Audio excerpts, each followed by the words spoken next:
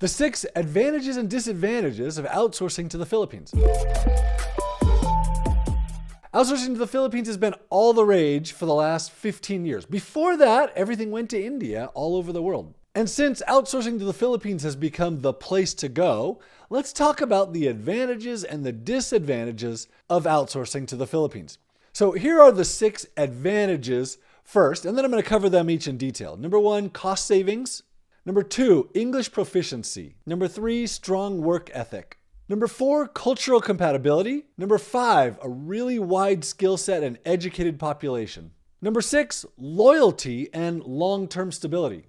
So let's get into each of these advantages of outsourcing to the Philippines, things that might help your business improve and grow and save money. So the number one advantage is cost savings. The labor force in the Philippines is incredibly affordable. For $400 to $1,500 a month, you can hire a full-time, skilled virtual assistant in the Philippines. Now, obviously, this depends on the role. At $400 a month, you're hiring someone who's a total newbie, who just graduated from college and doesn't really have any experience and doesn't know anything. Where at $1,500 a month for full-time work, you can hire a really amazing programmer or a Facebook ads person, people with a lot of skills, or a really talented user interface designer, or at anything in between.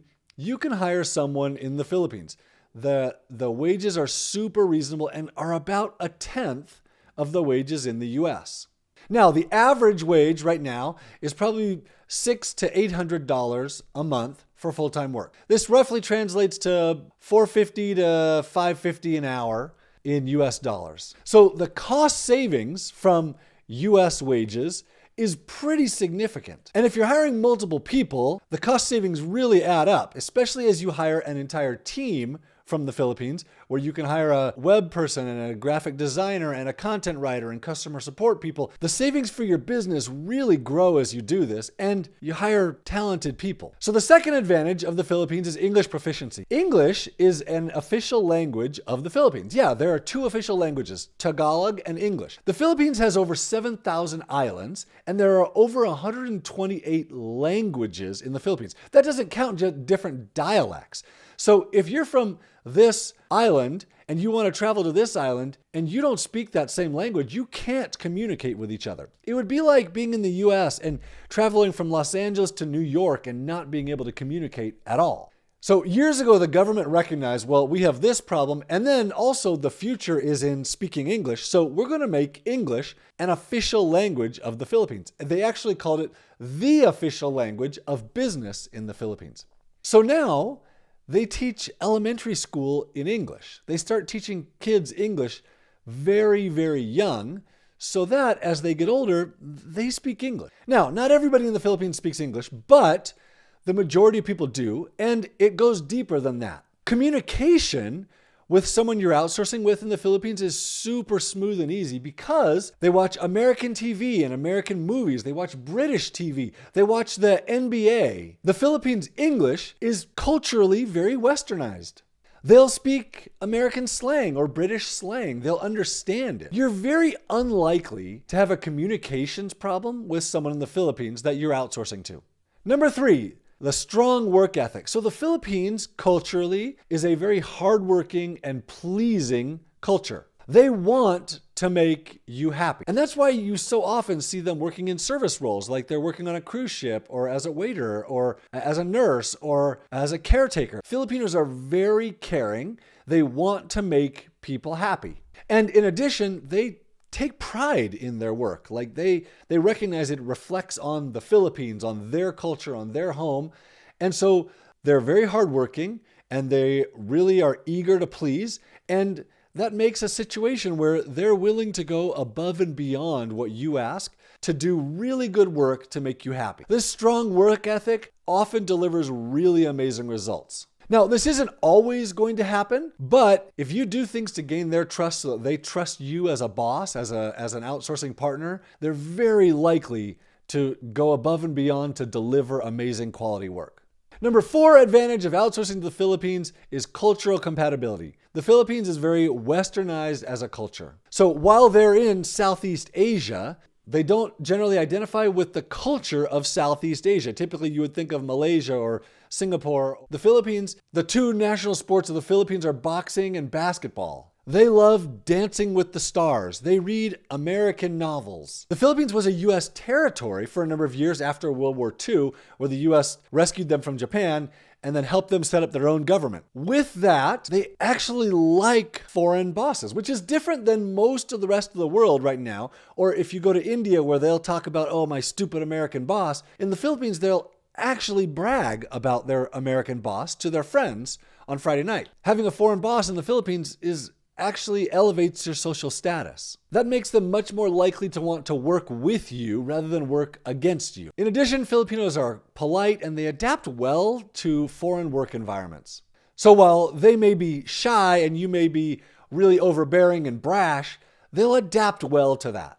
Often they think we're too straightforward and direct, and yet they still manage to work with it. Culturally, yes, there are some things you need to learn if you're outsourcing to the Philippines, but generally the culture is super compatible and it makes this very easy. The number 5 advantage to outsourcing to the Philippines is a very wide skill set and highly educated workforce. The population of the Philippines is over 100 million, so you know there's a really big workforce. And then they're very well educated. Higher education is really valued in the Philippines. So most of the people you're going to find are going to have a college degree, an actual university degree, like after high school, 4 years of university education, which then leads into a very highly skilled workforce. Now, this wasn't always the case, but about 15 years ago, the government of the Philippines recognized, the future of bringing money into the Philippines is working online and the outsourcing that's happening.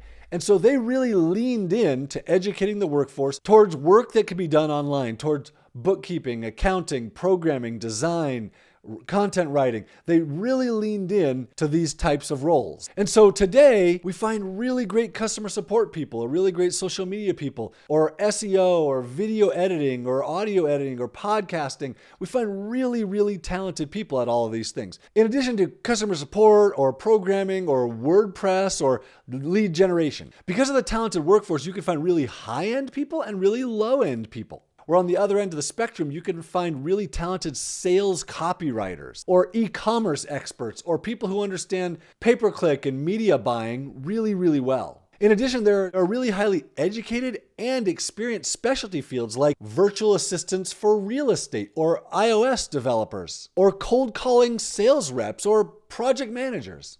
The depth and breadth of talent that you can find because of the education that exists in the Philippines is really great. So this allows you to find really talented people that you can outsource things to in your business. The number 6 advantage of outsourcing to the Philippines is long-term stability. Turnover sucks. It sucks the life out of a business, and especially out of a small business owner. And one of the great cultural things about the Philippines is their loyalty to their job. They really value long-term steady work. They're not entrepreneurial, so they don't want to steal your business, which makes for hiring steady, long-term, educated, talented people that want to stick with you and your business. Now, when you're outsourcing as a small business owner, that lack of turnover means everything. For me, in my business, I'll just give a couple examples. The first person I ever hired in 2005 still works for me today. Yeah, that's 20 plus years. And when I hired him in 2005, he wasn't great. He didn't know very much. Today, he's an expert at all kinds of things and is managing a really big business for me. I have a programmer that works for me today that I hired in 2007. Now, when I hired him, he was a really good programmer. Today, he's a spectacular programmer, and he knows and understands everything about our systems because he helped build it from the ground up. Now, when you build a business with people in it with that kind of loyalty and long-term stability, as a business owner, everything becomes easier because you have people that you can rely on that you know are going to stick around. My current video editor and graphic designer has been with me for, I think, 8 years now, and he's improved consistently over that time. And not only has he improved consistently over that time, he's improved our processes and made my work better over that time. He comes to me with ideas and thoughts and ways to improve what we're doing. When you get this kind of stability over a long period of time, as a business owner, it makes running things so much easier. There are fewer things to think about and more ways to hand over processes to people in the Philippines who you're outsourcing to. One time, one of my people in the Philippines was transitioning into a customer-facing role, and I told them, hey, look, you're going to start getting contacted by employers offering you a job, and I just want you to pay attention to how I have employed you over the years. And their response to me was, oh, don't worry, sir.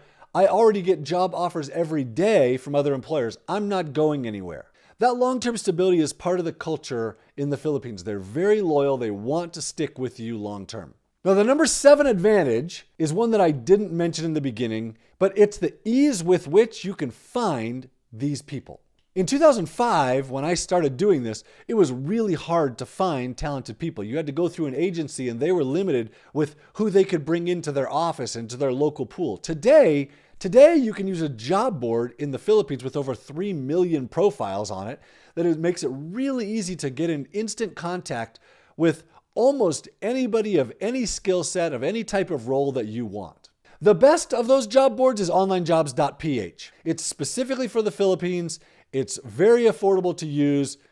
They don't take a cut or a markup of the salaries that you're paying people. All the money goes directly to that person. And finding these people is really, really easy at Onlinejobs.ph. So that wraps up the advantages for this video. Now let's talk about the disadvantages of outsourcing to the Philippines so that you can make an educated decision if this is the right thing for you. I actually didn't come up with 6 disadvantages of outsourcing to the Philippines. I came up with 5. The 5 disadvantages are, number 1, the time zone difference. Number 2, internet and power reliability. Number 3, cultural sensitivities. Number 4, training and management. And number 5, holidays and family commitments. So let's talk through these disadvantages of outsourcing to the Philippines. Number one is time zone differences. So the Philippines is 12 to 15 hours ahead of the US. So that means if it's 1 o'clock in the afternoon in the US, it's 4 o'clock in the morning in the Philippines. If you're in the UK, they're 8 hours ahead. And if you're in Australia, it's only a 2-hour time difference. So if you're in the US, that 12 to 15 hour time difference could be a big deal.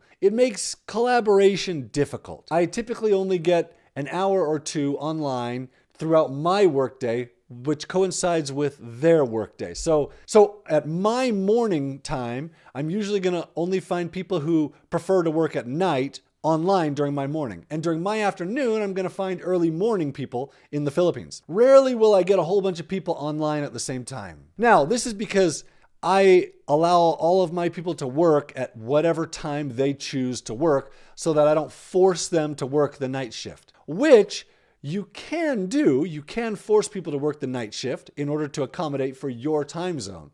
Just recognize that night shifts are hard. Even in the Philippines, it's hard. However, when presented with the opportunity to have a job working online for a foreign boss, they're usually willing to work the night shift. For me, what I find is that I actually like the time difference because it means I don't have people interrupting me during my workday. During my day, I make assignments to people in the Philippines.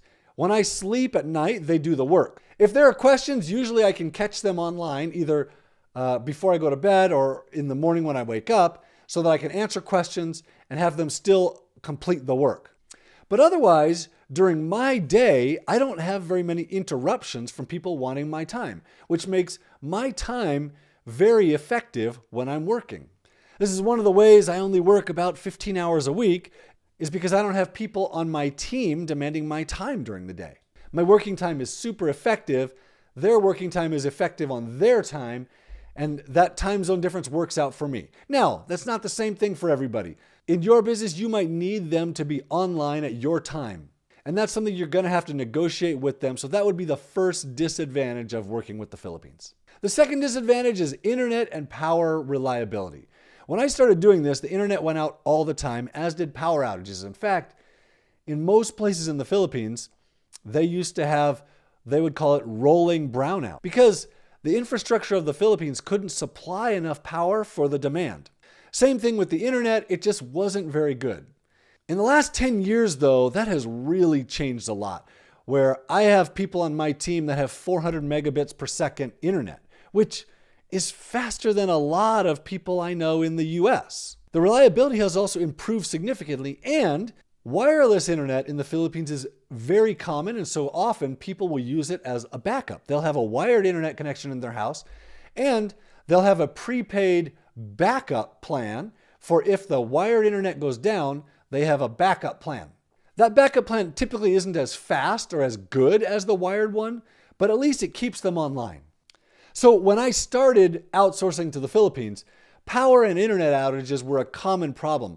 I rarely see them anymore, but it is something you should be aware of if you're going to outsource there. The number 3 disadvantage of outsourcing to the Philippines is cultural sensitivities.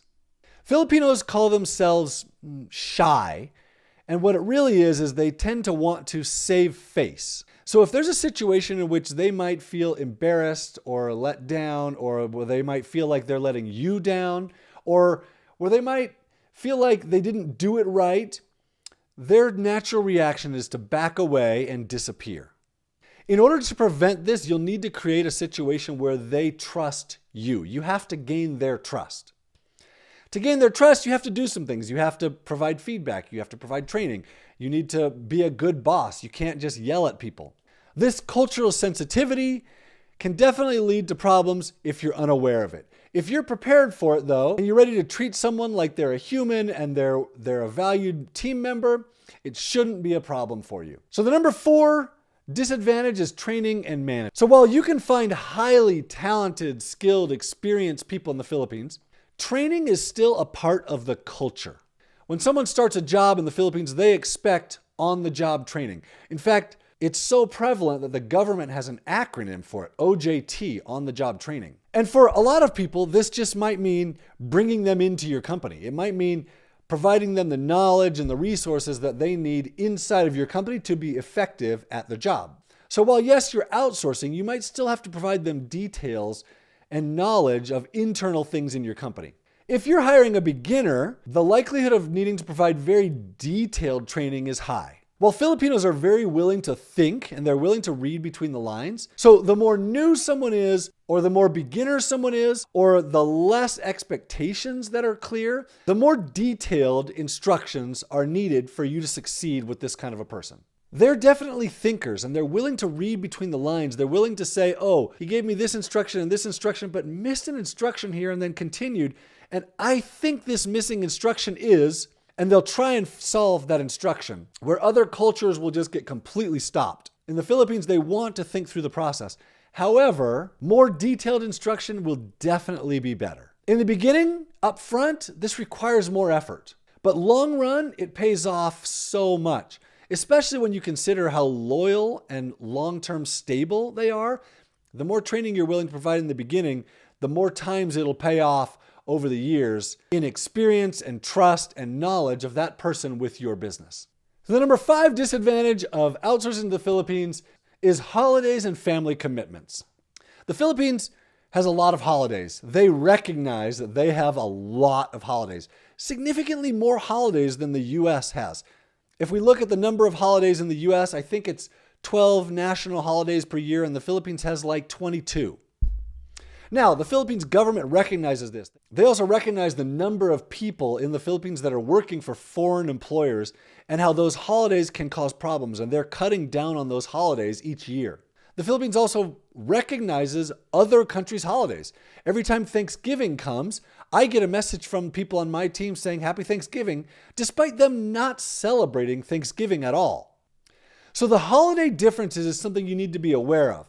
Also recognize there's going to be days when you will work that they will take off because it's a Philippine-specific holiday. Their Independence Day isn't on your Independence Day. At the same time, they're probably going to work on the 4th of July when it's a holiday for you. It's not a holiday. Then, along with holidays, you have family commitments. Family is very heavily valued in the Philippines. In fact, family is more important than work. If people have a conflict between family and work, and they don't feel like that conflict can be resolved, they're most likely to choose family over work. I've actually seen quite a few people quit jobs because they had a family commitment and they didn't think their boss was going to allow them to participate in their family commitment. So as you outsource to the Philippines, recognize you need to accommodate for family and holidays. If you're willing to do this, they're very likely be willing to work when you need them to go above and beyond what you need. One last thing about family and holidays is that especially during the time from Christmas to New Year's, Filipinos very often have a lot of family commitments. So if that is your biggest, most important time of the year, especially if you're in an e-commerce business, just recognize that when you hire them, you must let them know, hey, I'm going to need you at this time because of the nature of our business. I can't have you disappearing at this time to go with your family. Are you okay with that? It's a conversation to have right up front so that it doesn't cause a problem later on. This is one of the disadvantages of the Philippines, where they have a different holiday schedule and different family priorities than you do probably, but it can easily be worked through. Overall, in outsourcing to the Philippines, the advantages far outweigh the disadvantages. And this is why we're seeing the world's outsourcing go to the Philippines and away from India, and we've been seeing it for the last 15 years. Yes, it's really important in the Philippines that you gain their trust, that you do things to show that you care about them and their work and their success. But if you're willing to do that, you're very likely to have a positive experience hiring really talented people at really affordable rates who are very loyal in the Philippines. If you like this, check out my other videos about outsourcing to the Philippines and hiring virtual assistants in the Philippines. Also, Onlinejobs.ph makes it super easy to find and hire for any role that you want in the Philippines, and any skill set, any skill level, from super high end to low end and anywhere in between. Check it out, Onlinejobs.ph.